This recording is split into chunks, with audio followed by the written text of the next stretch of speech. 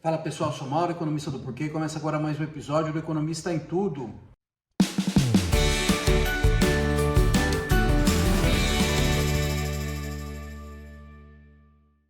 Para você chegando por aqui, eu convido a se inscrever no nosso canal e ligar o sino para receber as notificações. Toda semana 3 vídeos novos e também dá uma olhada no nosso site www.porquê.com.br, que tem bastante conteúdo escrito lá. Hoje eu vou falar do arcabouço fiscal, que é o nome que está sendo dado pelo governo, em particular pelo Ministério da Fazenda, por um novo conjunto de regras para tentar controlar a situação das contas públicas brasileiras, né? Então, esse novo conjunto de regras vai substituir o teto dos gastos, né, que foi totalmente desfigurado no último governo, com a quantidade de exceções que foram colocadas pelas PECs, e perdeu totalmente o seu sentido. Então ele não tem mais condição hoje de sinalizar estabilidade para a dívida de longo prazo. O governo atual falou que iria acabar com o teto, iria colocar alguma coisa no lugar, e essa coisa no lugar está sendo apresentada agora, que é o tal do arcabouço. Então aqui nesse vídeo eu vou explicar um pouco o que o ministro, o ministro Fernando Haddad e sua equipe trouxeram um pouco mais de detalhes como vai ser o arcabouço, e aí eu vou falar algumas coisas que ainda estão no ar, que ainda são problemáticas. Então, o principal ponto do arcabouço é a geração de superávites primários, né? O que é um superávit primário? Superávit primário é a diferença entre o quanto que o governo arrecada menos o quanto que o governo gasta, sem contar juros da dívida. Então é importante gerar superávites, porque isso faz com que a dívida seja controlada no longo prazo. Ela sendo controlada no longo prazo, você diminui o risco dessa dívida, que em algum ponto do tempo o governo não vai conseguir pagar, ou que vai recorrer à inflação alta, e os credores, olhando para esse cenário, começam a ficar ressabiados e começam a falar assim: eu não empresto mais dinheiro para você, a não ser que você pague um juro mais alto.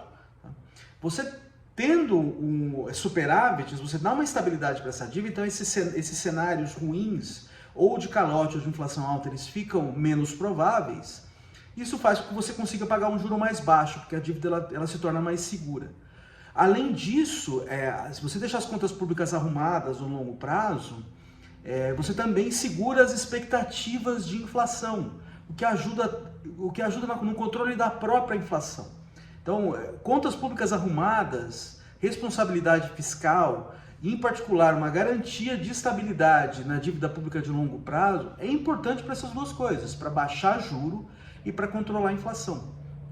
Então o governo, o principal ali do arcabouço é a promessa rápida de superávites primários. Hoje a gente tem um déficit primário substancial nesse ano, com o governo gastando muito mais do que vai arrecadar, e a promessa é que no ano que vem vai zerar esse déficit, e nos próximos anos ele vai entrar no azul, o superávit primário, a gente vai passar a ter superávit primário nos próximos anos, né? Então a promessa do governo é que em 2024 o superávit, ele fica no 0 a 0, né? O déficit ou o superávit primário vai ser igual a zero. Em 2025, a promessa é que tem um superávit de 0,5%, 0,5% do PIB. É sempre em relação ao PIB que se mede essas coisas, né? E em 2026 vai ser 1% do PIB, o superávit primário. Então é uma reviravolta grande em pouco tempo. E para mim os detalhes ali vão ser importantes, é isso que está faltando ainda, né? Porque é uma reviravolta grande, vai exigir um esforço fiscal substancial, e isso aí não está claro que vai ser possível com o desenho do arcabouço, tá? Mas de um lado, eu acho que a sinalização foi boa, falar assim: a gente está disposto a fazer. Agora, como vai fazer, aí ainda tem muita coisa no ar que precisa ser esclarecida pela equipe econômica, tá? Então uma coisa é essa, uma coisa são essas promessas de superávites rápidos, tá? Uma coisa interessante que eu achei é que essas metas de superávit, elas não são exatas, tá? Então, por exemplo, o ano que vem é zero a meta de superávit, tá? Mas tem uma banda ali de 0,25 para cima e para baixo, tá? Então o superávit ele tem que se situar entre menos 0,25% do PIB e 0,25% do PIB mais 0,25% do PIB. Então o zero está no centro. Isso eu achei bom porque dá uma certa flexibilidade ali, né? E aí o próprio ministro justificou, acho que a justificativa é bem razoável, tá? Como você não tem um número exato, você não tem uma corrida em cima da hora para cortar gasto no desespero se você está no negativo, ou se você está no positivo, uma corrida para gastar desenfreado, meio sem critério. Então, como tem essa banda, isso aí diminui os incentivos a esse tipo de coisa que no fim das contas coisas feitas sem critério, o que acaba comprometendo a qualidade do gasto. Tá? Então essa é uma coisa que eu achei boa. Nos próximos meses também tem esse jogo do mais 0,25 menos 0,25. Então, por exemplo, em 2025 o centro da meta de superávit é 0,5% do PIB. Então ele deve variar entre 0,25% e 0,75% do PIB. Então isso, assim, eu achei legal essa ideia também, que não tem uma meta exata. Tá? Então esse é o lado do superávit primário. Tá? Para fazer superávit primário, você precisa controlar gasto e aumentar a arrecadação. Né? Então tem uma regra que está sendo proposta de segurar o crescimento dos gastos. Tá? E a regra é a seguinte: eu pego o crescimento da arrecadação e digo, olha, o crescimento do gasto não pode ser maior que 70% do crescimento da arrecadação. Esse é o principal da regra. Então isso faz com que o gasto cresça menos do que a arrecadação. E isso faz com que você consiga estabilizar o gasto ao longo do tempo. Um problema disso aí é que isso torna o gasto que a gente fala procíclico, tá? Então quando a economia vai bem, a arrecadação tende a crescer mais, então por exemplo, você vai deixar gastar mais. Quando a economia vai mal, você vai ter menos arrecadação e aí você vai poder gastar menos. Tá? E é justamente quando a economia vai mal, pode ser períodos que você precisa gastar mais, e quando a economia vai bem, vai ser períodos que você tem um excesso ali que você poderia poupar. Então a regra ela diminui um pouco essa prociclicalidade do gasto, colocando pisos e tetos. Então, no caso, assim, ele vai satisfazer essa regra dos 70%, mas o crescimento do gasto não vai poder passar de 2,5%, não vai poder ser menor do que 0,6%. Tá? Então essa é a ideia, tem esses pisos, esse piso, esse teto que diminui um pouco o caráter procíclico do negócio. Mas assim, eu acho que ainda vai ser procíclico. Então uma das principais críticas que o atual governo fazia ao teto dos gastos é o fato que ele não é anticíclico, porque o gasto no teto dos gastos, ele em termos reais, né, em termos de poder de compra, ele fica parado. Então ele não reage ao ciclo. Então você não faz política anticíclica no fim das contas. Aqui, assim, ainda vai ter um caráter procíclico, sim.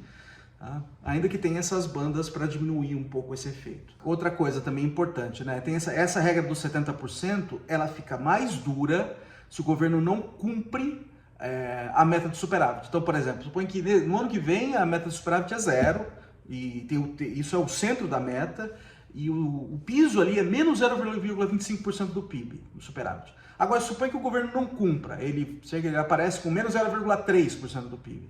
Aí esse 70% do crescimento do gasto, ele diminui, tá? Ele vai para 50%, então ela fica mais dura em cima do gasto. Tá? Então, isso também eu achei legal, porque dá um incentivo do governo a cumprir, e também tornar mais dura se, por exemplo, no ano anterior eu não consegui cumprir, nesse ano eu vou ter que cumprir de maneira mais forte para poder compensar o que aconteceu no ano anterior. Né? Então eu também achei isso uma sinalização boa.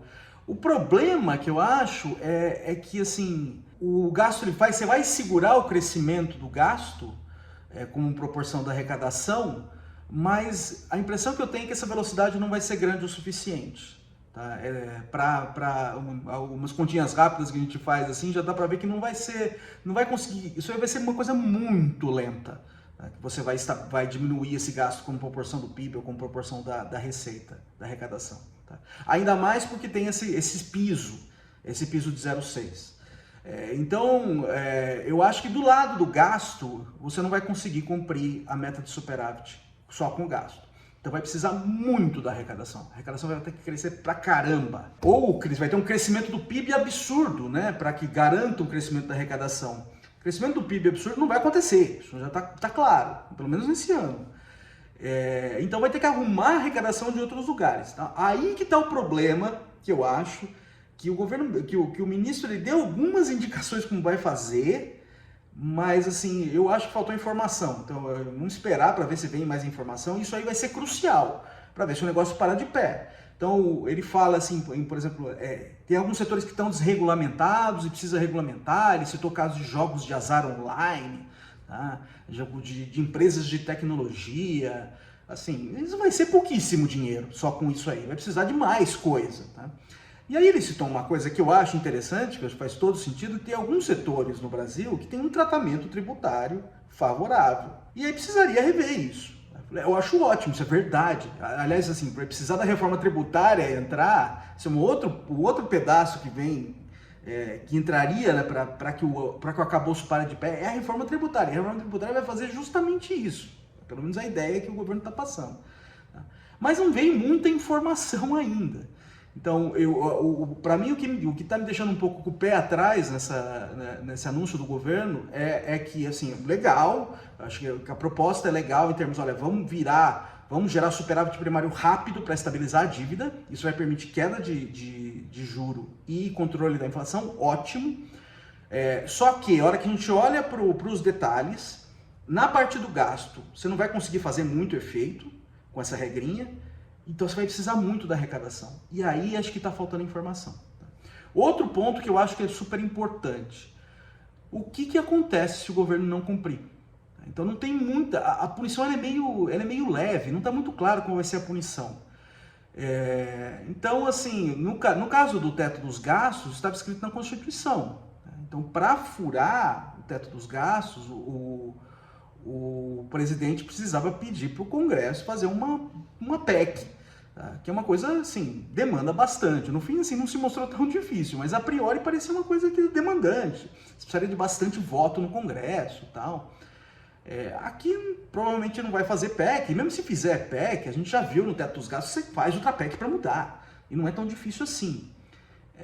Então, eu acho que outra questão importante aí que está faltando para dar credibilidade de fato, a gente precisa saber o que vai acontecer se a regra não for cumprida. Que tipo de punição o governo vai ter se ele não cumprir a própria regra.